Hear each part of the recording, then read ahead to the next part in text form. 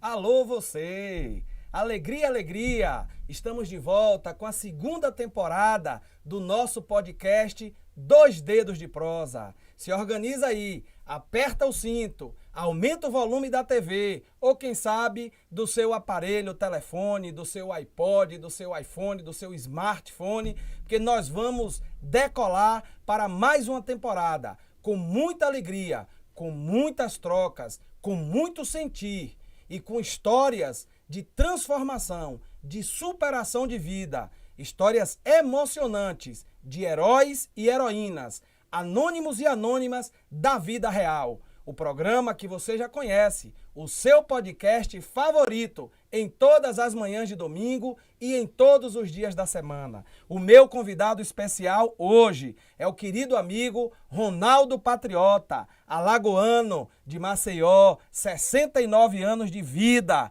de muita alegria, de muito saber, cabelos brancos marcando aí a experiência e a história de vida de quem tem o que ensinar, de quem tem alcançado muitos corações. Engenheiro civil de formação, esbanjando vitalidade, esbanjando sucesso, resultados, né, de uma vida construída e forjada com muita luta. Ele estará conosco para esse bate-papo e você se prepara aí, se organiza, porque vem muita coisa boa. Agora vai começar o Dois Dedos de Prosa. Ronaldo, bem-vindo a essa casa, bem-vindo a esse podcast que tem a missão, que tem o propósito de, através de histórias como a minha e como a tua, influenciar, mas muito mais do que isso, inspirar pessoas a descobrirem o que elas têm de melhor dentro em si.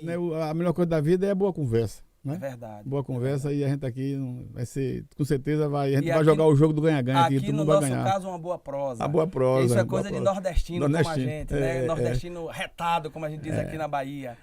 E aqui eu ando em São Paulo, né? Que também tem uma residência lá, e os paulistas, eles acham que da Bahia pra cima é tudo baiano. Eu fico muito orgulhoso. Então, se tá nesse time, tá, é bom, né? Eles invejam a gente, né? É verdade. O nordestino é um povo diferente. Né? O Brasil é um tecido social extraordinário, né? Do sul do país ao norte do país, nós temos uma gente acolhedora, nós temos uma gente sensível, nós temos um povo amável, um povo inteligente, honesto e trabalhador. Porém, o nordestino é um trem diferente, né? O nordestino é um capítulo à parte, nessa história fantástica desses mais de 500 anos de história do nosso país. E aqui na Bahia nós acabamos de comemorar os 200 anos da independência do Brasil na Bahia. Isso. Porque comemora-se em 7 de setembro de 1822, mas foi em julho de 1823 que a Bahia, né, se tornou definitivamente consolidando a independência do Brasil na Bahia. As últimas batalhas ocorreram aqui em Itaparica, Cachoeira, o nosso povo bravo, heróico, lutador do recôncavo da Bahia e do litoral aqui, próximo à nossa capital e na nossa própria capital do estado da Bahia. Tem um município chamado Vitória da Conquista. É vitória demais. Não é assim? Vitória ainda conquista, cara. Então isso aí não existe parte do Brasil, do mundo. Então eu fico muito feliz de estar aqui. A Bahia é uma coisa maravilhosa, né? E a gente fica vendo assim, o mundo dessas oportunidades de a gente entender que o Brasil é muito rico. E eu gosto de falar, já que a gente está aqui na Bahia, no Nordeste, Graciliano Ramos, que foi um escritor alagoano, que escreveu muitos livros, eu gosto muito de Graciliano Ramos. Mas tem um livro que ficou mais preso assim, na memória do brasileiro, que é Vidas Secas. A ideia que tem é que o nordestino é tudo povinho lá, pobre, seca, né, cachorrinha lá, não é nada disso não. O Nordeste é a região do país mais rica do Brasil. Aqui tem gente alegre, feliz, trabalhador, riqueza, energia, sol, praia, muita coisa. Verdade. Turismo, negócio. Turismo, eu já andei o mundo todo, não vi nada igual ao Nordeste, ao Brasil. Verdade. Ronaldo, nós nos conhecemos no grupo de mentoria, nós somos alunos do mesmo instituto, e veja como é a vida, como Deus vai construindo a nossa jornada e nós vamos escrevendo a nossa história. Eu completei recentemente 39 anos de idade, você tem 69 anos de idade. Ou seja, quando eu nascia, você já tinha 30 anos de idade.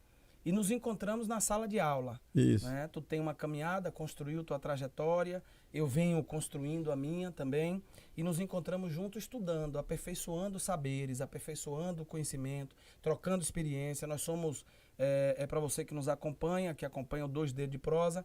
Ronaldo e eu somos alunos do Instituto De Angela, que é o Instituto de Formação de Palestrantes, né, da Tati De Angela. Assim como a maioria dos nossos outros 60 colegas, já temos uma caminhada, né, nos palcos, palestrando, compartilhando conhecimento. E Ronaldo se tornou o meu maior amigo, né, nesse ambiente. É o meu companheiro de atividade, de jornada, é com ele que eu divido cadeira. Você já deve ter visto ele no nosso Instagram, você que nos acompanha, mas fala pra gente, quem é Ronaldo Patriota? Ronaldo Patriota é um vencedor. Eu sou uma pessoa que me orgulha muito da vida, porque eu sou o terceiro de uma família de 10. Meu pai e minha mãe tiveram 10 filhos, eu sou o terceiro. E naquela época, 69 anos atrás, eu gosto de dizer é o seguinte: chegar onde eu cheguei depois de vida eu tô vindo. Olha, de onde eu vim é brincadeira. Eu gosto assim, lá na minha terra tem uma linha de trem, ainda tem hoje. E tinha a turma, imagina, 69 anos atrás, que nasci e vivia antes do trem, a turma melhorzinha, e a turma que nasceu depois do trem. Eu nasci depois, mas muito depois.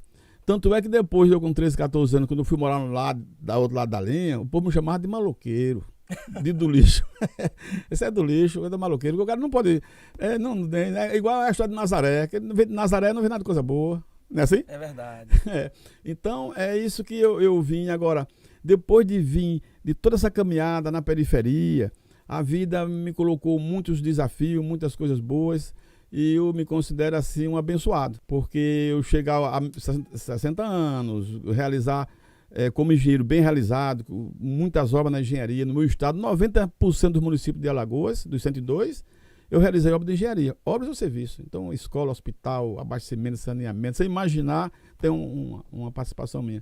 E me orgulha, porque a gente vê que as dificuldades que ocorreram lá atrás me fizeram forte. Isso me fez eu ser presidente do Conselho Regional de Engenharia, presidente do Sindicato da Construção, fui presidente do órgão de engenharia do Estado, uma empresa importante no Estado, e recebi muitas homenagens. Então, eu gosto de dizer o seguinte: eu cheguei nessa conta porque muita gente me ajudou, né?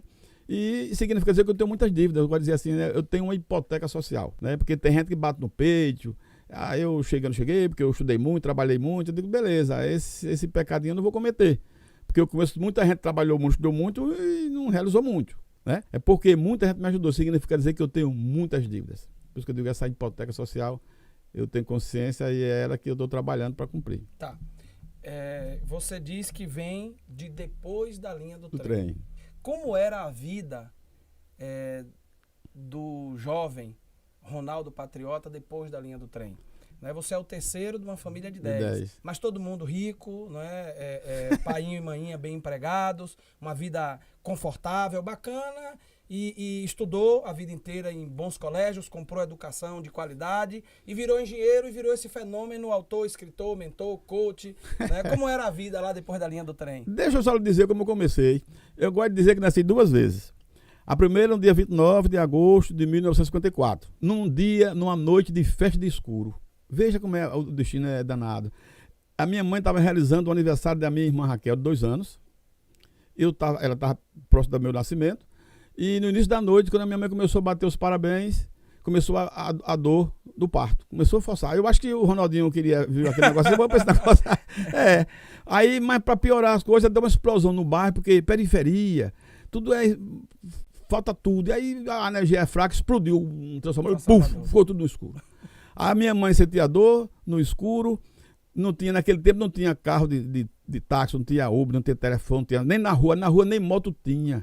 O cara que tinha dinheirinho tinha uma bicicleta. Lá na onde eu morei, eu gosto de dizer o seguinte, veja, então é nessa coisa que a minha mãe conseguiu, eu não sei como, não me lembro mais, e chegar na maternidade Santa Casa Misericórdia, e eu nasci 11 horas, quer dizer, eu nasci próximo de 11 horas, numa noite de festa e de escuro, quer dizer, eu já nasci com festa e com confusão, né? Então por isso que eu estou meio assim, por isso que eu sou meio, né? E foi muito bom, porque a gente fica vendo assim, lá faltava tudo, só não faltava problema, né? E doença. O meu pai era um homem que vem da zona rural, do interior, virou soldado, por isso foi pro exército, meu pai foi pra guerra, foi pra Itália, enfermeiro. E eu me orgulhava muito do meu pai. Eu tinha um herói em casa, cara. Meu pai com a roupa de soldado, da guerra, daquele negócio todo. Então eu me sentia orgulhoso porque meu pai era um guerreiro. Então a referência que eu tinha é de que a vida, se meu pai foi pra guerra, eu também estou numa guerra. Então As coisas foram se apresentando, eu fui superando. E desenvolver uma estética que depois eu vou dizer, que funcionou para mim, né? Que às vezes a pessoa não está atento. E ao longo dessa vida de luta, né? Você fala, e eu me lembro de Padre Zezinho. Padre Zezinho tem uma canção que ele diz assim: faltava tudo, mas a gente nem ligava. É isso aí. Né? Porque o importante não faltava. Né? Era sorriso ao sol poente. Né? A certeza de que, mesmo no meio da dificuldade, havia um inconformismo, né? Com aquela situação. Um desejo profundo, uma força motriz que impulsiona a gente para construir a transformação da nossa realidade. É isso aí. Então, assim, eu imagino que você tenha muitos momentos marcantes, né, nessa sua trajetória de vida, desde a infância, a adolescência e a juventude. Né? Neste período, quais são assim as marcas lembranças que você carrega até hoje que moldaram o homem, né, o marido, o pai, o avô, o profissional sensível, generoso que você se tornou? Veja bem, eu era o terceiro, e todo ano nascia mais um menino. Cada vez que nascia, piorava. Faltava. E a minha mãe contava comigo para ajudar. Eu era um exímio lavador de mamadeira. Cada vez que nascia um menino, eu digo, mais mamadeira para eu lavar. Mas eu descobri, assim, ao longo da vida, uma forma de chamar a atenção. Porque cada vez que ia chegando o cara ia para os escanteio. Eu desenvolvi uma técnica que funcionou para mim. Eu só via doentinho. Cabeça lascada, ponto de socorro era meu lugar. Cabeça lascada, testa lascada. O cara veio com uma pedra, botava a cabeça na frente. E era assim. Então, cabeça lascada, testa lascada, espinha de peixe, choque elétrico.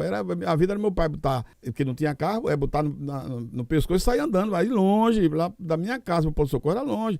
Mas eu me sentia no trono. Meu pai estava me carregando para me socorrer. Foi a forma que eu resolvi. Agora, aconteceu uma coisa aí interessante que depois eu vou explicar até o que é que eu entendo disso. Eu, a partir de quase 5 anos, eu tinha um problema com a saúde chamado prolapso de válvula. Não sei se sabe o que é isso. Sabe o que é isso? Não, senhor. Tá vendo? Você não sabe. Quando o cara ia defecar, nenenzinho, a tripa, o intestino descia, ficava pendurado, tripazinha. Aí a minha mãe chegava, pegava uma folha de carrapateira, botava... folga no retentor. Aí a minha mãe botava a folha, azeitava, empurrava pro lugar. E lá tem umas pedras chamadas pé da puma. Não sei se é pé de amola faca, tem aqui da Bahia, né? Perfeito, tem sim. Aí tem uma pedra, tem uma pontinha. Eu ficava, depois de botar a folhinha, eu ficava sentadinho com o fiofó na ponta da pedra, pra pedrinha, a pressão, segurar o bichinho pra lá. Só que os meus filhos, meus irmãos, porque a minha mãe começou a dar carinhozinho a mim, o doentinho. Os meus irmãos, com o ciúminho, me chamavam de bota-tripa. O bota-tripa... Eu achava que pirulito já era uma excrescência em matéria de apelido, como a gente diz aqui no interior da Bahia. Bota-tripa e ameaçava. Eu tinha medo de ir à rua tomar conhecimento que eu botava tripa, cara. Eu gosto de dizer assim... Eu tô me lembrando da sua história, que para alguém sorrir, alguém tem que se dar mal. É isso que eu vou dizer. Eu aprendi depois de muito tempo que para ter humor tem que ter tragédia. Alguém tá se ferrando. Não é assim? Verdade. Eu dou até o exemplo do vídeo cacetado. Os caras eram bem da rebenta, ninguém tem pena, não é assim? E eu gosto até de citar assim, pode ver, todo programa de humor dos grandes humoristas do Brasil, alguém tá se ferrando, não é assim? É verdade. Agora tá maneirou por causa dessa coisa que ninguém pode falar mais nada, mas antigamente não, velho, não é assim? É para o Didi que mais cuidava com o velho, cara. Como que ele não fosse, dá um velhinho, ele, digo, não é assim? Então, o que acontece? Eu gosto de citar o exemplo do circo. Todo mundo gosta de circo porque tem um palhaço. O circo não vai palhaço, os caras não vai. Mas a gente vai pro circo para ver o palhaço se ferrar. Porque o palhaço ele cai, se atropela, assim. Por que a gente ri na tragédia do palhaço, não é assim? Então, a grande sacada é assim: o Deus é tão misericordioso com a gente que ele criou a gente com a capacidade de rir de tragédia. Porque se for chorar, não era pior? A gente vai rir. Mas ele colocou a gente para a condição de rir da nossa tragédia do passado, não é assim? Aquilo que. Essa coisa do bota-tripa aqui que a gente tá rindo. No momento, não.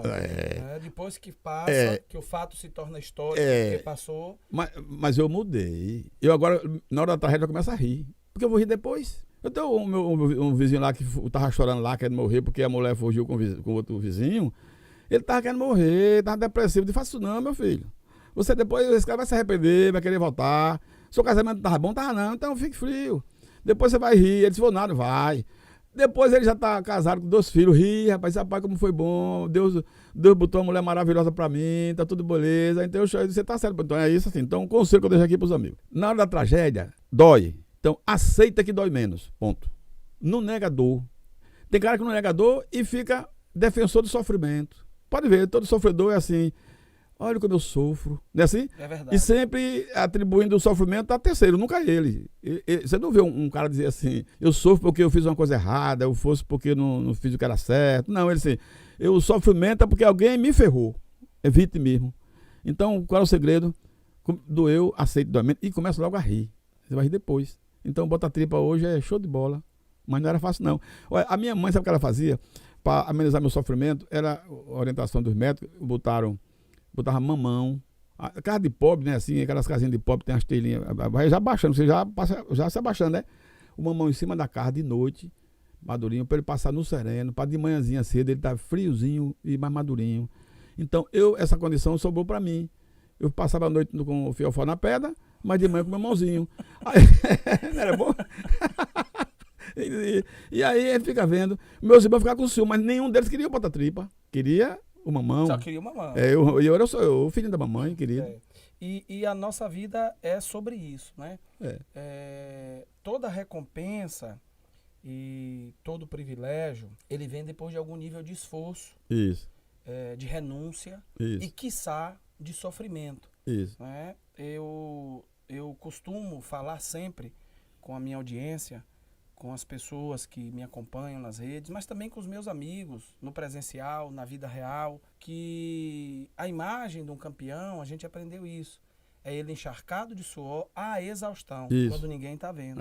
Porque cada um sabe o lugar de onde vem, isso. o lugar onde se encontra isso. e o lugar para onde deseja ir e onde deseja estar. Isso. Mas é necessário entrar na luta. Precisa ter disposição. Né? Precisa pagar o preço. E quando eu digo pagar o preço, eu não falo de um sofrimento, de um karma que parece que está imposto às pessoas. Não. Nós temos a condição de transformar a nossa realidade. Isso. Né? A gente vinha no carro para cá conversando um pouco mais, né? Para além de tudo que a gente sempre conversa, das nossas risadas e pileras, mas também das nossas falas sérias. Né? Que eu venho de uma cidade do interior do estado. Eu morei dos 7 aos 12 anos numa casa da periferia da zona urbana, uma casa enganchada na outra, e nem banheiro nem sanitário nós tínhamos. Né? Foram muitas as dificuldades. Eu sou produto da escola pública. Eu vim estudar numa escola, num ambiente educacional particular, no período de faculdade. Mas do primário à conclusão do antigo 2º grau do ensino médio, eu estudei na escola pública. E devo muito à escola pública. Né? A escola foi o ambiente que construiu, onde eu dei os primeiros passos para transformar a minha realidade. Se hoje os meus professores me vissem, talvez fosse mais fácil fazer por mim tudo que eles fizeram. Mas naquela época em que eu era o pirulito, o magrelo cabeçudo da orelha grande... Eles não sabiam no que ia dar. A tentativa era de ajudar para que eu não fosse mais um na estatística. Porque tem um dado muito relevante. Eu não estou falando todos, mas a maioria dos meus colegas, dos meus contemporâneos, ou estão presos ou estão mortos. Tem muita gente boa. Tem comerciante, tem dono de supermercado, de mercearia, tem trabalhadores do comércio, tem advogados, tem agentes de segurança pública. Tem muita gente que passou pela minha vida nesse período escolar que, graças a Deus, também deu muito certo. Mas isso tem que ver com a mentalidade. E eu imagino que não foi fácil para o Bota-Tripa, né, se transformar em engenheiro, estudar um curso de engenharia, que durante muito tempo foi um curso de elite, né, psicologia, odontologia, engenharia, medicina até hoje ainda é um curso muito elitizado. Né? E para vencer essas dificuldades, eu imagino que primeiro o Ronaldo Patriota teve que transformar a sua mentalidade, fortalecer crenças, fortalecer, transformar aquilo que ele via e que vivia, aquilo para o que a sua condição social lhe havia programado. Né? E a pergunta a curiosidade como é que Ronaldo desenvolve técnicas mentais, a época em que ainda era o pequeno bota-tripa, terceiro dos 10, o lavador exímio de mamadeira, não é? Consegue, num ambiente de profundas dificuldades, conseguir força mental para visualizar, mentalizar uma condição de vida diferente daquela em que vivia com seus pais e seus irmãos, e que táticas e técnicas você desenvolveu, que método você desenvolveu ainda nessa fase da vida que lhe permitiu chegar hoje onde nós estamos. Isso é muito bom que você disse, porque, veja, são muitas coisas. Agora, o que me fez realmente a superar tudo isso foram as ajudas. Toda a minha formação foi escola pública. Grupo Escolar de 7 de Setembro, Colégio Lemos, Colégio Estadual do Moreira Silva, Universidade Federal. Nunca meu pai pagou uma taxa de nada, de escola, de nada. E nunca comprou um livro para mim. Eu usava livro dos vizinhos que emprestava colega. Aí quando foi até na faculdade eu pegava carona. Por exemplo, quando eu estava me aproximando do vestibular, as pessoas que vinham andando do trem, da condição melhor, que estudavam nas escolas privadas, eu não vou as dizer da o linha nome, não tem para cá. vinha estudar na escola do Estado. Era um esforço para ir para a escola do Estado, porque a escola do Estado elas ofereciam melhor ensino do que uma particular, né? E não quero desvalorizar a outra escola, mas o Estado era preparado para... Os professores era outro entendimento, eram professores vocacionados. Então, assim, eu tive professora, tipo professora Miriam, e tantos outros professores que fizeram assim, chegou na hora certa disso que eu precisava ouvir. Captei, né? Então, eu acreditei, porque a manifestação das coisas para acontecer na vida da gente não é o que a gente gostaria. É o que a gente acredita. Eu acreditei nas conversas que alguns professores botaram na minha cabeça. Você é inteligente, você é um vencedor. E aí, como eu era inteligente, eu tinha medo de fazer feio. Então, eu procurava saber, eu tinha um livro, era a Infância Brasileira, depois foram outros livros, no ginásio. Eu já estudava a matéria antes do professor dar aula. Eu não tinha dinheiro para comprar livro, eu pegava o livro do colega meu, tinha um colega meu que tinha uma condição melhor, eu comprava tudo que é livro, eu estudava, ia estudar na casa deles, o grupo. Então, eu ia estudar na casa dos amigos por duas coisas. Primeiro, porque eu ia utilizar dos livros que eles tinham, e o segundo, de lanche, cara. Porque na minha casa, a casa de 10 pessoas era muito comum. Tipo assim, chegar na hora do almoço, se chegasse atrasado, ferrou. Porque era um chegando, saindo, um pai escola chegando, de repente a minha mãe dizia, e você não comeu? Não comi, não. Eita, meu filho, agora acabou. Acabou. Já, não é assim? É verdade. Às vezes ela ia fazer uma farinhazinha, botar um negócio lá. Então a gente, nesse meio... Uma jacuba, um encharrabo, como a gente chama aqui.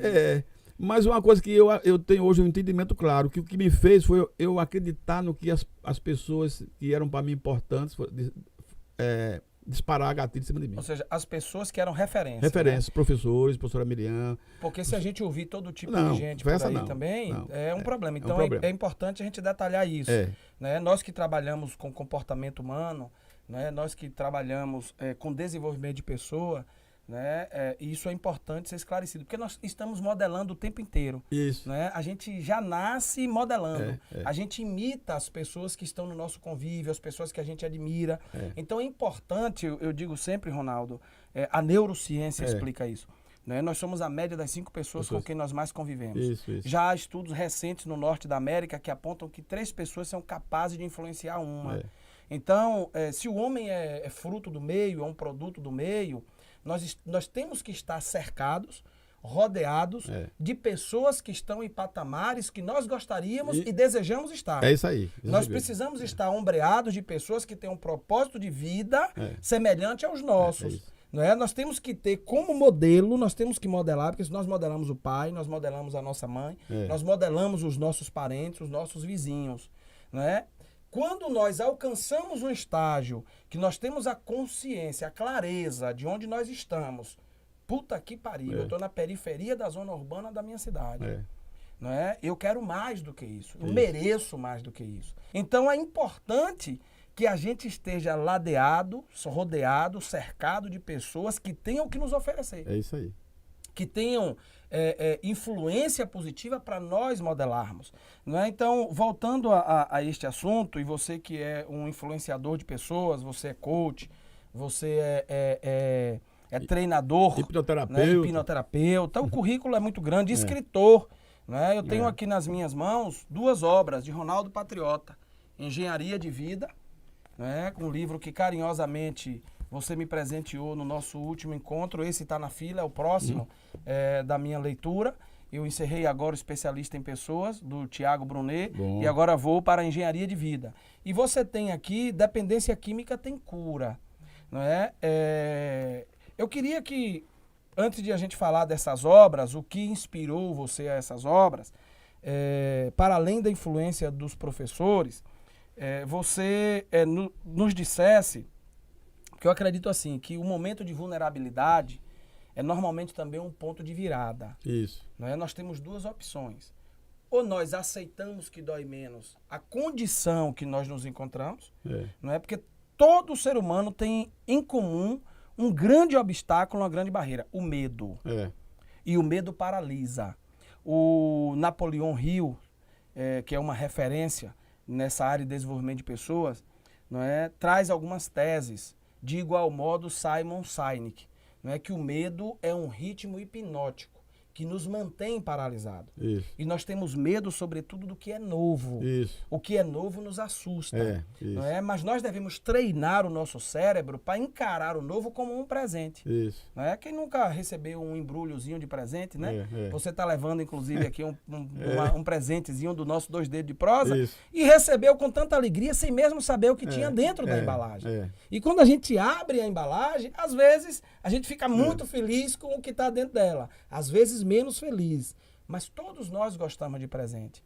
E o novo deve ser encarado como um presente. A oportunidade de escrever uma nova história, de pegar o nosso sentimento de indignação, de inconformismo com a nossa condição, para lutar para sair do estágio A para o B. Então, o medo é algo comum a todos os seres humanos, não é? E você que nos acompanha, segue a gente lá no @Alisson Gonçalves, o nosso Instagram, segue o Ronaldo Patriota. Lá nós temos técnicas, nós apresentamos diariamente, nós temos uma jornada inteira que vai ajudar você a vencer o medo, vencer a procrastinação e construir a vida de realização, de sucesso que você merece, mais do que você deseja, a vida de realização que você merece. A procrastinação é um outro elemento em comum aos seres humanos que impedem as pessoas de viver a vida de conquista e realização.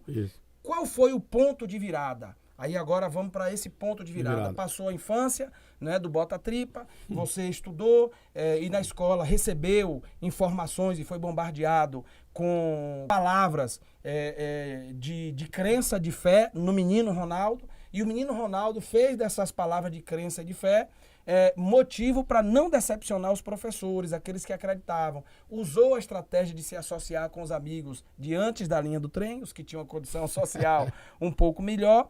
E aí você encontra em algum momento o ponto de virada, onde você diz, não, eu vou ser engenheiro, não, eu vou pagar esse preço. Onde é exatamente, quando começa esse ponto de virada na vida do jovem Ronaldo Patriota? Por exemplo, o meu irmão mais velho, Russo, primeiro foi ele, porque meu pai era uma pessoa humilde e nunca na minha família teve exemplo de engenharia. Eu não sabia nem que era engenharia. Eu sabia uma coisa, desde pequeno, eu era auxiliar do meu pai. Meu pai não era pedreiro, mas ele fazia as reformas em casa, ele mesmo. Eu era o servente, eu ajudava a fazer massa. Eu era um servente, pedreiro. Naquela época tinha pintar o rodapé. Não sei se na sua terra tinha, a gente botava um xadrezinho no cordão, pintava o rodapé. Pobre não podia pagar pedreiro e muito menos ajudante. Não, era lá a casa de minha mãe a gente construiu em regime de mutirão. De mutirão. Meu irmão e eu éramos os ajudantes do pedreiro. E a gente pegava areia, botava o cal do sertão tem muito cal, o cal ficava curtindo, aquele cheiro de cal, eu gostava do cheiro de cal. Então eu me criei como um auxiliar de pedreiro. E meu pai era um pedreiro fuleiro, porque ele não era pedreiro,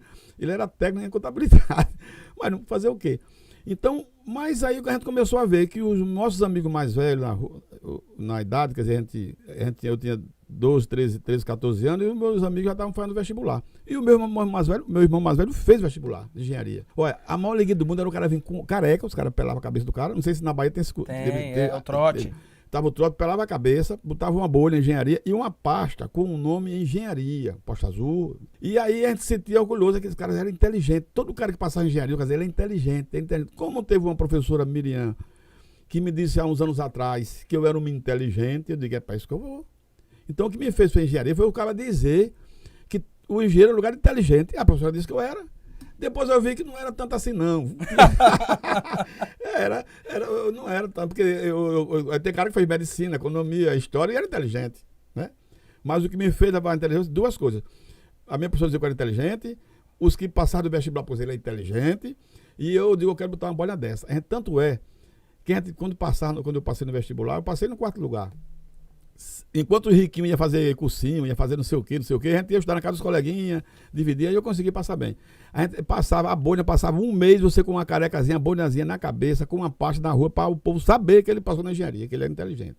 Quer dizer, aquela coisa me fez ser engenheiro por conta disso, porque uma professora de escola é inteligente, e a cultura aqui só passa engenharia que é inteligente. E naquele tempo não era fácil passar engenharia não, viu? Não era fácil. Não era fácil. E a gente sem condição na escola pública, mas veja bem.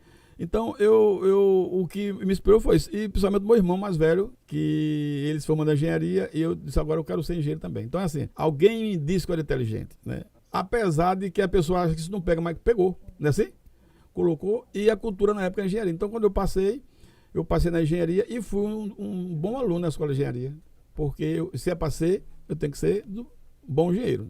Eu nunca brinquei de ser meio pau. Tudo que eu faço, eu tento dar o meu melhor. Essa foi a grande sacada. Durante o tempo do curso de engenharia, eu fui estagiário de uma construtora importante, que essa empresa me botou tudo, eu fazia tudo. Eu era topógrafo, medidor, era buscar receber fatura, entregar fatura, e de forma que quando eu me formei, muita gente queria o engenheiro Ronaldo Patriota. Quer dizer, o meu esforço, a minha dedicação me deu essa autoridade. E isso me fez, logo eu fui trabalhar na empresa do Estado de Engenharia, trabalhei em usina, mas depois eu comecei a perceber que eu era sempre chamado a participar das entidades de classe, clube de engenharia, sindicato. E sempre eu sempre fui um cara tímido. Eu não gostava de falar, o microfone desse para mim me matava. Né? Um palco me liquidava, não tinha. Mas eu percebi que o pessoal percebia em mim alguma coisa, aí depois que ficou a entender. Por que os caras. Porque qual é a ideia que a gente faz do líder? O líder é o cara que fala, que é não sei o que vai para frente, não é assim? É verdade. Mas é que eles percebiam em mim alguma virtude. Qual era a virtude? Depois ficou claro para mim. É que todo o meu esforço não era para mim, era para todo mundo. Eu não sou dono de nada, tudo que eu faço é para todo mundo. Não é que eu ficava para mim, mas e esse trabalho me credenciou na categoria de eu ser um bom engenheiro, sou um bom engenheiro, abri uma empresa, realizei muita obra, ganhei muito dinheiro, ajudei muita gente, e muita homenagem, porque o cara ser presidente, por exemplo, ser presidente do Conselho de Engenharia, você é o representante das inteligências e da liderança. Eu vi vários colegas que o sonho é ser presidente de CREA e chance zero. Bota a cabeça, não vai, não é assim? O meio não tira, sabe assim? É verdade. E aí o meio pegou e botou, não é assim? Eu presidei do Sindicato da Construção, um sindicato importante, das grandes empresas, médias empresas, eu também estou lá no meio. Quer dizer, como é que é? Porque realmente eu tenho esse dom de administrar as coisas para todo mundo. Não é? Eu não quero dizer, assim, pode até ser, eu gosto de dizer assim, quando eu saio, alguém poderia ter feito melhor, mas eu dei o meu melhor. Né? Porque às vezes você, tipo assim, eu estou aqui nessa missão, eu fiz o meu melhor, você pode fazer melhor do que eu, não tem problema nenhum. Mas eu não vou abrir mão de dar o meu melhor. Então eu acho que foi isso, a engenharia me encantou pela capacidade de dizer aqui, eu sou gente. Então, assim, a vida me levou a realizar muito e eu nunca vi... Ganhou muitos prêmios. Muitos prêmios, assim, as coisas chegam... E esse é o segredo, olha. Eu quero dizer o seguinte, o segredo para você prosperar na vida, então quem não tiver atento, pensa assim, 2 coisas para o cara ser de sucesso na vida. Liberar perdão, principalmente para pai e mãe, que a Bíblia diz honra pai e mãe. Honrar não é concordar com as coisas erradas, é você entender que ele é um ser humano, que ele pode falhar. Você não julga nem condena, você libera. Não é assim? Verdade. E desenvolver o sentimento de gratidão. Quanto mais você é grato, mais o mundo bota. Verdade. O ingrato, ele não enxerga o que está recebendo. Aí a natureza diz, não bota mais pro cara não. O universo percebe. deixa de se mover a favor. É verdade. Eu digo sempre que um coração grato agrada muito a Deus. Amor a Deus. E essa ideia do liberar o perdão é muito forte. Primeiro, às vezes, ou muitas vezes, é preciso se perdoar. Se perdoar. Que é mais difícil. Que é mais difícil. Então, assim, às vezes... O indivíduo carrega uma culpa que ele já recebeu do outro, o perdão, ele já recebeu de Deus e do universo o perdão, mas ele não se perdoa. Eu passei por isso. Às vezes, é preciso perdoar ao outro, que é isso que você está dizendo, né? Liberar o perdão. Muitas vezes é necessário perdoar o passado, porque nós vivemos em busca de algumas coisas para a nossa autorrealização. A primeira é de aceitação. Nós queremos ser aceitos.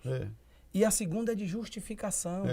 Isso. Né? E a justificação, ela vem pela graça, mediante a fé. É. E eu não estou falando de religiosidade. Isso. Eu estou falando do poder do pensamento. Onde é que está o meu pensamento? Para onde eu canalizo a minha energia? Isso. É a teoria da autossugestão. Isso. Que o Napoleão Hill descreve perfeitamente no livro As Regras de Ouro. Isso. Então, aquilo que eu emano, aquilo que eu acredito, aquilo que eu visualizo, o universo se move e me devolve, me entrega. É isso aí. Mas é a partir daquilo que eu tenho consciência, clareza. Não é? Então, Ronaldo, você fala da gratidão. Né? E a gratidão é a terra mais fértil para a prosperidade. Primeiro, se auto-parabenizar. Isso. Por aquilo que nós já conquistamos, por menor que seja a conquista. Segundo, reconhecer e valorizar aquilo que nós temos feito e ainda faremos. Então parabéns, calma e evolua. E fazer mais. Diariamente. É isso aí. Diariamente. É isso aí. Mas no meio de tudo isso, né, já passado a sua fase infanto-juvenil, de dificuldades, na fase adulta, realizado, né, com uma profissão de vento em polpa, navegando em mar tranquilo, né, a vida, o universo lhe colocou diante de uma situação que transformaria para sempre a sua realidade. Você perde a sua companheira de vida, a mãe dos seus filhos, a avó dos seus netos. Você, assim como o Jó, desgraça pouca não era contigo, né? Tu tem um diagnóstico e é acometido por uma doença sensível e delicada, que acomete muitos homens. E isso parecia que dava uma bagunçada na sua vida. Parecia que era o fim da linha daquele trem, né? Lá de Maceió, em Alagoas. No meio, primeiro eu quero que você fale um pouco, né, pra gente desse momento já na sua terceira fase da vida, o momento de ter tranquilidade, em que acontece esse rebuliço e você aí descobre que o seu real propósito não era ser engenheiro para transformar a casa de seus pais. Isso. Que não era ser engenheiro para apenas dar uma vida confortável aos seus filhos. Olha o que você disse aqui há cerca de 10 minutos nesse nosso bate-papo. Eu entendi que tudo que eu precisava fazer era para todo mundo. Então você já trazia consciência da partilha. Né? Que o maior exemplo que o humano Jesus Cristo deixou nessa terra é o ensinamento da partilha. Como é que esse rebuliço transforma a sua vida e faz com que você enxergue um propósito extraordinário? Não só de ajudar engenheiros recém-formados, mas principalmente de saquear o inferno, como eu digo. Porque o seu trabalho de ajudar dependentes químicos e seus familiares é saquear o inferno. Cada alma alcançada aí vale por duas. É isso aí. Né? Então, isso aí. Fala pra gente de como foi a descoberta desse propósito que você há algum tempo já vem lutando, desenvolvendo e vivendo, especialmente esse propósito, tendo ido treinar até nos Estados Unidos com Anthony Robbins. Deixa eu dizer, eu já disse aí que eu nasci na noite de festa de escuro, mas eu gosto de dizer o seguinte, eu nasci 2 vezes. Eu nasci nesse dia de festa e de escuro, mas nasci de novo no dia 15 de novembro de 2015, quer dizer, 8 anos atrás, né? É isso. Eu coloco esse dia, eu gosto de chamar como dia D, o dia da consciência, né? Porque aqui eu falei, a consciência é uma coisa muito importante, porque a consciência, por exemplo, Jesus veio para dar consciência, Jesus, né? E a pessoa veio não tem muita clareza do que é consciência. A consciência, assim, você tem aquela grande sacada. Quando você toma consciência de uma coisa, você não perde mais. Não existe, eu tomei consciência, não tenho mais. Não existe. A não ser que tenha um traumatismo craniano. Um acidente, quebrou o seu juízo. Perca a memória. Pura memória. Não é assim? Verdade. A segunda questão que tem que ser observada na consciência é que a consciência, ela nasce no contraste. A consciência, ela ocorre onde está terminando uma coisa e começando outra. Por exemplo, isso aqui, no limite, onde termina essa cor e começa outra cor, eu identifico, não é assim? Verdade. Tudo que a gente percebe naquele ponto que está terminando uma coisa e começando outra. Eu gosto muito de contar a história, por exemplo, do cara que, quando você perde uma coisa, vamos supor, você tem um relacionamento, um casamento ou um amigo, ou de trabalho, e você perdeu, por alguma razão. Aí você vai tomar, aí você vai ver o valor que tinha aquela coisa depois que você perdeu. Aqui a gente diz que as pessoas costumam dar valor ao que tinha quando perde. Quando perde. Diz, eita, que cagada, assim, tá maior, e ferrou. Mas o melhor exemplo de de consciência de nascer no contraste é a vida diante da morte. E no dia 15 de abril de 2015 eu vi essa experiência, que eu vou dizer que é a melhor experiência da minha vida, uma experiência incrível. O cara vai dizer, se alguém lá atrás tivesse perguntado, patriota, você quer essa experiênciazinha? Tivesse perguntado, eu dizia não. Se perguntar agora, você quer de novo? Eu vou dizer melhor que não. Mas se vier, fazer o quê? Tem alguma razão para estar aqui, não é assim? Perfeito, nada é por acaso. Nada foi por acaso. Então, eu gosto de dizer o seguinte, foi a melhor experiência da minha vida, e eu gosto de dizer isso porque certamente alguém que está nos assistindo vai fazer bom uso disso que eu vou dizer agora. No dia 15 de abril, eu saí de um médico urologista, depois de 3 anos sem análise de médico, com um carcinoma, adenocarcinoma, um câncer de próstata, um carcinoma violento, já estava avançado, complicado. E o médico era meu amigo, já acelerou, ficou, né, demorou muito, já fazia tanto tempo que eu não ia lá. E o que acontece? Já providenciou para a gente fazer a internação, cirurgia e tal. Então, o que acontece? Nesse dia, eu saí da cozinha do cara e fui para casa. Eu morava sozinho em casa, não tinha ninguém. Porque quando você chega em casa doentinho, tem um colinho para você. Você mora só, se tiver não tem um colinho, não é assim? É verdade. Vai ligar para casa do vizinho? Passei 2 dias com o exame. A minha casa é engraçada. A minha casa tem uma rede, tem um terraço. Minha casa é cheia de terraço. Aí minha casa é cheia de rede, um negócio de nordestino. Aí eu sempre, no final da tarde, quando eu chego, eu deito na rede. Antes de entrar na minha casa, eu deito na rede. Eu curti o som da natureza. Mais cedo eu vejo os passarinhos chegar, à noite é o barulho, o silêncio, aquela coisa. E a minha casa tem uma coisa que o povo vai dizer casa de doido. Eu moro no condomínio, a minha casa não tem chave nas portas, nenhuma. Nem da rua, nem canto nenhum. E a minha casa quiser entrar, pode entrar, tá lá, eu deixo tudo aberto lá. Quiser levar, pode levar. Mas eu primeiro chegava na rede, as portas fechadas. Aí depois é que eu entrava. E nesse dia eu botei o resultado no chão, envelope, e fiquei pensando. E eu disse assim, Deus, fala comigo aí, diz alguma coisa. Porque eu tinha passado 1 ano com a minha esposa em São Paulo, no hospital, para tratar de câncer. Eu acompanhei o dela e o dos outros, todinho. De câncer eu sou doutor.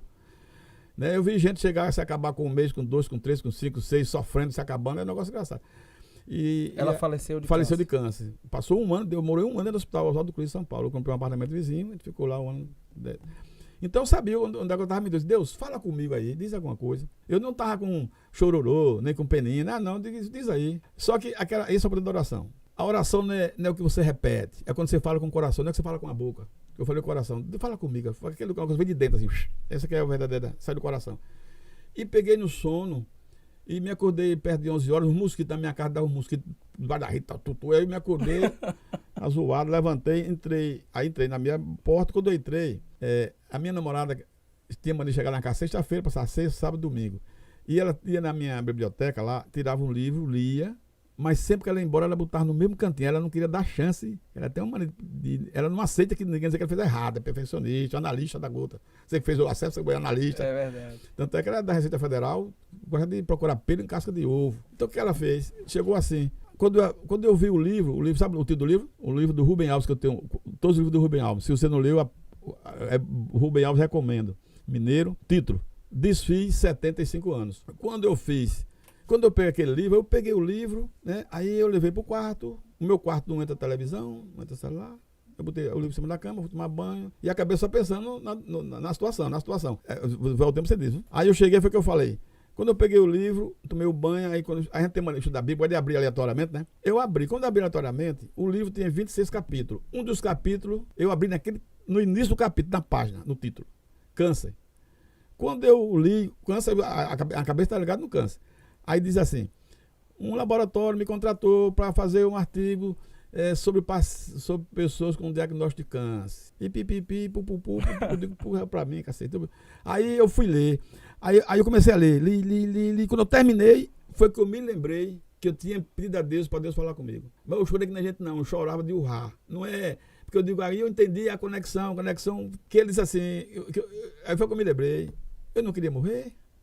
Há 1 ano atrás, 2 anos atrás, eu confidenciava para minha secretária, minha chefe de gabinete, para minha namorada, para alguns dos 2 amigos, dizer, missão cumprida, meus filhos se formaram, casaram, faz 5 anos que minha mulher foi embora, eu quero ir embora. Eu dizia isso. E eu dizia de coração, eu queria ir embora. Tanto é que, sabe o que eu fiz? Eu tinha dado uma empresa para meu filho, outro para um amigo, esse daqui está aqui na Bahia, um fio, um carro. Distribuiu tudo. Eu vou morrer. Se preparou para ir embora. Foi. O problema, eu não morri. Eu queria morrer e não morri. Apareceu disso, é bestalhado. Você quer mesmo ir embora? Não é a hora, você quer ter missão. Uma irmã, que eu ajudo uma irmã, veja como é as coisas. Ela é uma pastora evangélica, que ajuda em Rio Grande do Norte, depende de quem, numa favela. Ela é filha de um colega meu do Maceió, filha barrastada. E lá eu ajudo sempre ela, não sei porquê, eu sempre ajudo ela, por outras razões aí. Ela mandou para mim, parece que, um dia depois, ela mandou para mim um texto, e que é esse texto do Vale dos Ossos Secos. Você já viu o Vale dos Ossos Secos? Sim. O Vale dos Ossos Secos. Quando eu peguei, disse, irmão, ela não sabia, eu não disse a ela não sabia que eu estava doente. Ezequiel. Ezequiel. Ela disse, irmão Ronaldo, graça e paz. Pensa, lê isso aí, reflita nisso aí, Vale dos Ossos Secos. Quando o profeta diz assim, Deus diz assim, porque repare, quem levou, aí foi a grande sacada, quem levou o profeta pro Vale dos Ossos Secos não foi o capeta, não é assim? Às vezes a gente, quando está vivendo num momento de dificuldade, sempre acha que foi o capeta, foi o Satanás, foi não sei o que, foi não. Deus botou, eu vou botar você aqui para você ver como é que funciona esse negócio assim. E quando chegou isso agora, olha aí, profetiza aí com sua boca. Que, não é assim? Quando ele profetizou, foi o que aconteceu? Aconteceu. Cada osso se juntou a seu osso. Não é assim? Então, quando eu li o livro fala mais ou menos assim, a história do Rubem Alves, assim. É uma história muito longa, mas no fim, assim, a sua missão não acabou, ainda tem missão para você. Eu só me lembro daquela história do Abraão, da terra do Abraão lá, assim, sai da tua terra, da tua parentela, vai para uma terra que eu te mostrarei. Ele não mostrou. Não disse onde era, não. Não disse, sai daí, rapaz, vai para frente, você vai ver o que é. E na frente eu descobri o que era. Então, esse dia foi o dia da consciência, de que a minha vida mudou. Até esse momento, eu vivia correndo para realizar sonho. Eu queria me formar, engenheiro, me formei, queria comprar fazenda, comprei, carro de praia, comprei, eu só tinha barco bom, queria filho, ganhei dinheiro. Quer dizer, eu vivia a vida correndo para realizar sonhos. E os meus sonhos. Os meus sonhos, e sou muito grato por isso. A partir desse instante, eu não vivo mais pelos meus sonhos, eu vivo por uma missão. Aí sim, nas revelações que foram surgindo ao longo dessa experiência, me fez entender o meu sonho é primeiro pagar a minha dívida, que eu tinha a dívida social. Caiu a ficha, ô patriota, você, é mais ou menos assim, você recebeu demais, quer ir embora, meu filho. Você tem dívida. A dívida, a hipoteca. Não é assim? É verdade. Então, você recebeu demais, eu andei o mundo todo, aprendi coisas. Como é que você vai? É um ato de egoísmo você querer ir embora, cara. Cheio. Tem que morrer vazio. Tem que morrer vazio. Não tem as igrejas que faz a sessão dos carregos, faz do que é ruim. Eu já fiz o que é ruim. Eu quero do que é bom. Eu quero morrer vaziozinho. Eu já autorizei meus filhos, quando eu morrer, eu quero cremação. Vaziozinho, não tem mais. Porque não adianta você dar a sua vaidade das coisas que você aprendeu, sim, para que saber como é o conhecimento? Se não partilhar esse conhecimento. Para nada. Aí foi qual é a ficha.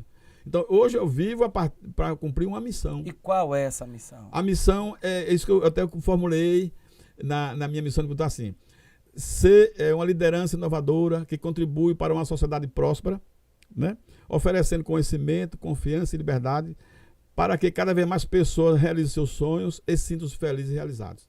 Essa é a minha missão. Show. Uau. E eu tenho todos os conhecimentos do mundo, e vontade e energia para ajudar, e tenho ajudado há muito tempo. Tanto é que de 18 anos para cá, depois do câncer, eu já ajudei gente pra caramba, engenheiro, como educador financeiro, e agora como nessa área de dependência química. Eu não deixei de ajudar os engenheiros, mas o meu foco hoje é ajudar pessoas e famílias que estão na dependência química. Você desenvolve um método. Isso. Que está publicado nesse livro, que é Engenharia de Vida. Isso. Né? É a primeira parte desse projeto, desse propósito, dessa missão de vida. Isso. Com esse método, fala um pouco desse método. Você ajuda engenheiros. Esse método de engenharia de vida, eu chamei ele de engenharia de vida, porque engenharia, o princípio da engenharia é resolver problema. Sim. E vida pelo plano de vida.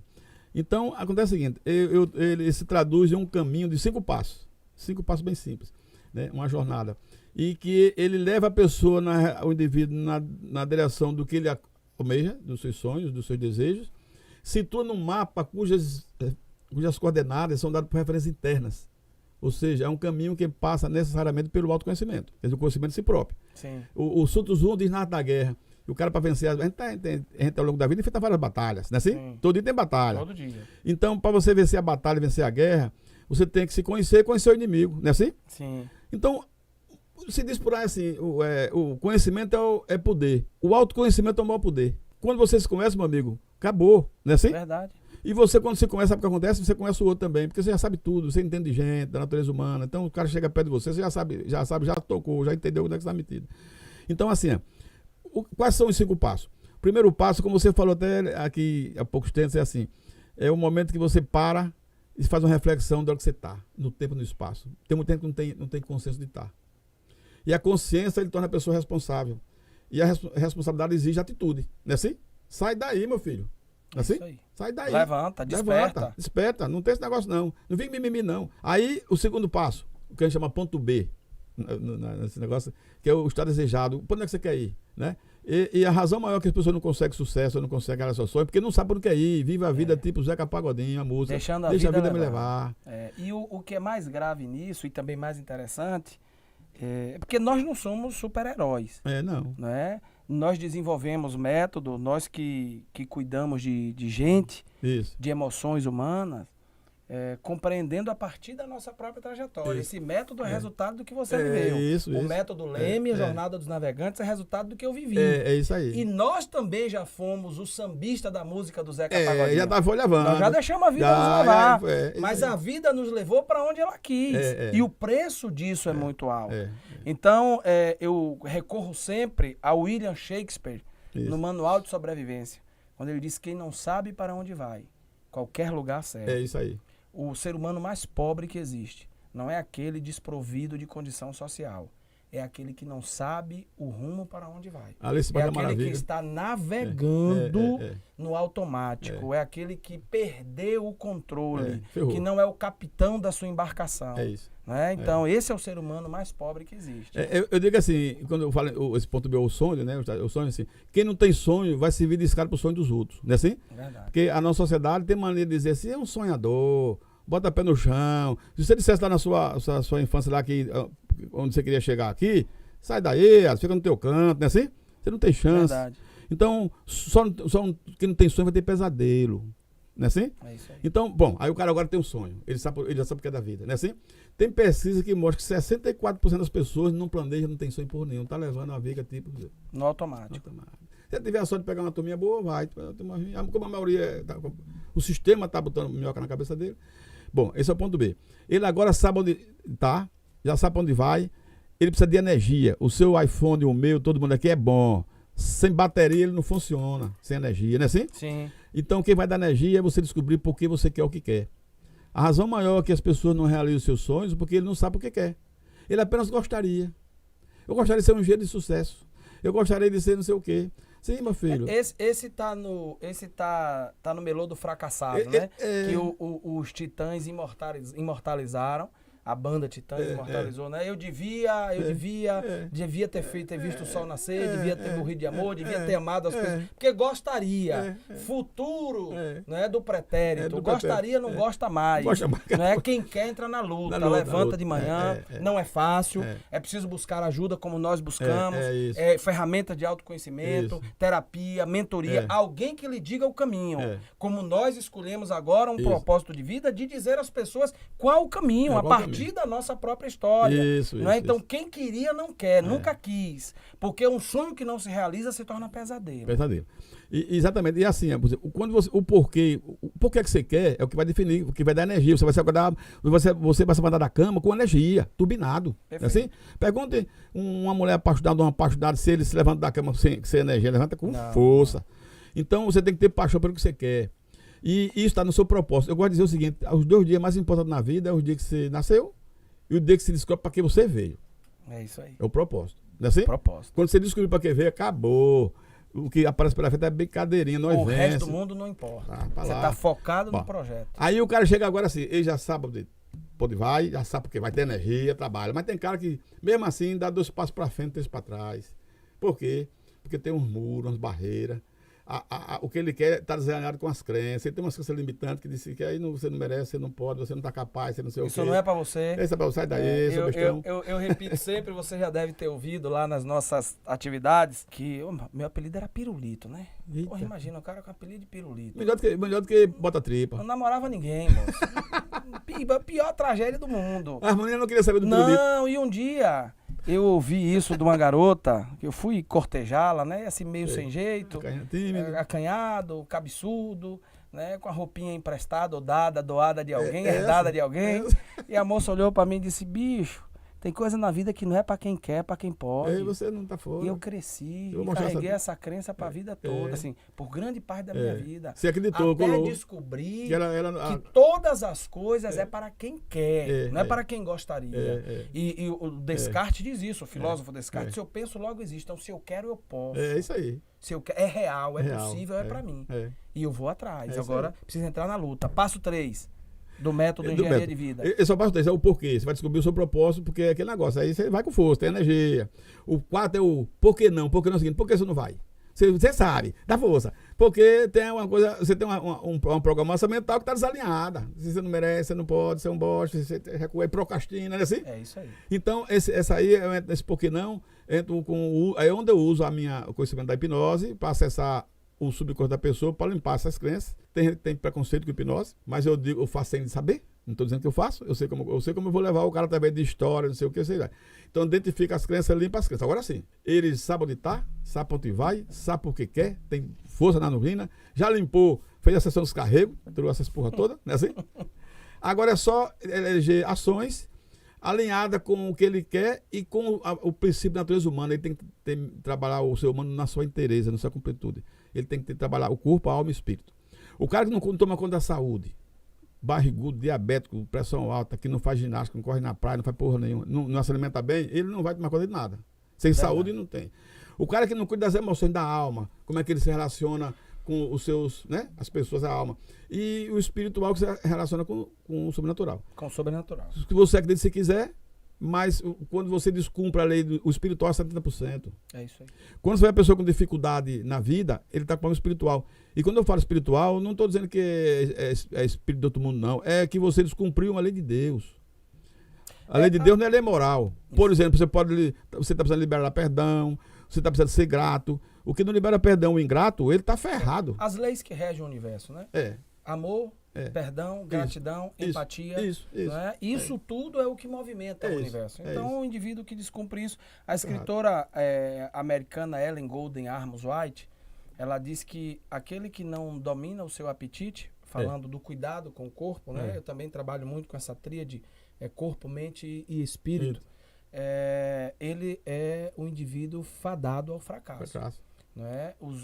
Grandes vitórias obtiveram homens que estão na história. O Império Babilônico teve um conselheiro do imperador Nabucodonosor que com seus amigos venceram o apetite. Daniel e seus 3 amigos. Não é? E aqueles outros muitos que, a exemplo de Adão, de Eva, perderam para o apetite, perdem a batalha. Então o cuidado com o corpo, o alinhamento da mente, né? E o cuidar do espiritual.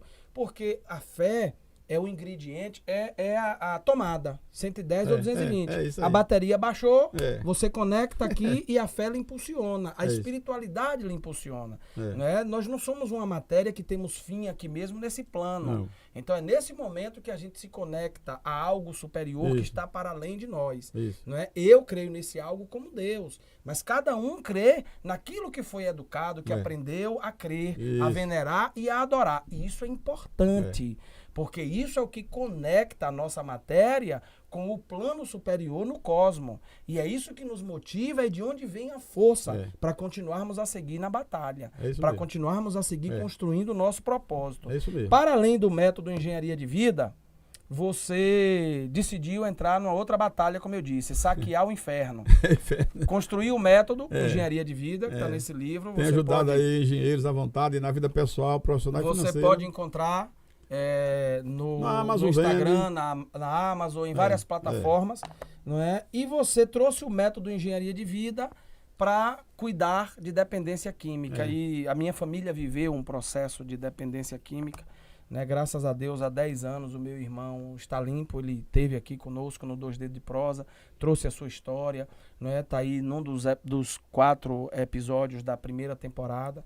Não é? E nós sofremos muito, porque sofre todo mundo. Não é? E eu aprendi aí nesse período de luta para resgatá-lo, para recuperá-lo, em que ele teve consciência do lugar de onde estava, né? Que ele decidiu sair do estado A para o estado B. E ali nós aprendemos que isso é saquear o inferno. E aí você entra agora nessa batalha, né, dos que estão saqueando o inferno. Dependência química tem cura, traz o método engenharia de vida, né, para aplicar no tratamento de pessoas dependentes químicas. Isso. E fundamentalmente ajudar a família. Porque o dependente químico, ele está tão fragilizado, porque normalmente a família foge, quer negar, e a coisa quando vai... E não sabe para onde ir. Não foi treinado para isso. Não foi treinado. Existe no Brasil hoje mais de 28 milhões de pessoas que têm um familiar na dependência. Tem cara que tem 2, 3. Né? E normalmente essa pessoa, a família não foi preparada para isso. O cara pode ser médico, psicólogo, psiquiatra. Quando chega a vez dele, ele não está pronto nada. E tenta negar. Aqui ele vai 1 ano, 2, 3. Quando vai resolver enfrentar, a coisa já está muito feia. Então existe tratamento, mas já é mais difícil. Era mais fácil no começo a pessoa para. Vamos resolver isso aqui, isso é todo mundo. Porque a família, se ela não estava doente, já ficou. Não é assim? Uma mãe, um pai, um irmão, porque chega na família, bagunça todo mundo. A coisa fica pé do rumo. Então hoje eu estou desenvolvendo esse trabalho mais para ajudar a família, porque o próprio dependente químico, ele está tão ferrado que ele jamais vai me procurar para se tratar. Mas se a família fizer aprender como é que pode ajudar o ente querido dele, ele vai convencer, vai inspirar, aquilo que eu falou, que é o papel do líder, de inspirar a pessoa a querer se tratar e querer se reconectar, porque ele está desconectado. Ninguém é dependente químico. A dependência química, quando ele está na dose, que está na overdose, que está na abstinência, sofre muito, tem que ter o trabalho médico, psiquiátrico, a droga, outra droga, para equilibrar a química daquele corpo, desarrumou tudo. Depois entra o psicólogo para trabalhar o comportamento, mas a cura está na dimensão espiritual. Está desconectado, ele vai ter que reconectar. Está desalinhado com o universo, com o cosmos, com a divindade superior. Às vezes, a grande maioria, o problema é alienação parental. O pai nem tem culpa, mas às vezes ele não cumpriu bem. Não é que todo tempo a gente trabalha com o cara, não deve ter culpa, mas às vezes ele não aprendeu. Por exemplo, chegou um filho, aí ele já fica no começo da droga, ele quer bater. Tem cara que vem bater. Ele acha que é a forma de resolver. Era a hora dele, vamos conversar, vamos procurar ajuda. Mas o cara não quer procurar ajuda, não quer que os amigos saibam. Entendeu a história? Então, por isso que eu digo, a família é fundamental no processo. O medo é compartilhar para continuar crescendo. Para crescer, esse é o melhor caminho. Compartilhar para continuar crescendo. Ronaldo, eu aprendi a lhe respeitar, a lhe admirar. Como eu disse, você nesse universo virou um amigo, um irmão dessa caminhada, com quem eu troco experiências, ideias, mensagens. Né? Conheci uma porção de gente boa, vem aqui o Júnior Nunes, conheci o Fábio, uma galera que está muito próximo de nós. Qual é o legado que você quer deixar, não apenas para os seus filhos, que você já distribuiu os seus negócios quando há 8 anos achou que ia morrer, né? E não para os seus netos, mas para a humanidade. Se você pudesse deixar um único legado, né, pelo qual você gostaria de ser lembrado pelo resto da vida. Gostaria de ser lembrado o legado de que deixei uma consciência na humanidade de que ninguém nasceu aqui para dar errado. Deus não fez a gente para dar errado, fez uma missão com um propósito. E que ele precisa, não pode abrir mão disso. Ele nasceu para dar certo. Se não dá certo, ele precisa aprender alguma coisa ainda que não foi ensinado. E eu gosto muito do que você falou umas 3 vezes aí, direção. Porque no processo, a direção é mais importante que a velocidade. Se você estiver na direção errada, quanto mais velocidade, mais você se afasta de onde você quer ir. Não é assim? É isso aí. Então, a direção é tudo, é o leme, né assim? E Jesus veio com essa missão de dar conselho. Você tem uma lima, vá por mim. Você vê nessa pisadinha aqui, você vai chegar. Pode ir mais devagar, não é assim? A velocidade, o que eu vou assim, vou deixar até o último dia da minha vida aqui, cumprir minha missão no sentido assim, a minha missão é ajudar as pessoas a ter consciência que eles descubram o sentido da vida deles. Chegamos ao fim do nosso bate-papo, do nosso podcast 2 Dedos de Prosa. E eu quero agradecer a você que ficou conosco, mas quero lhe dizer que você pode encontrar o Dependência Química Tem Cura, do Ronaldo Patriota, no seu Instagram.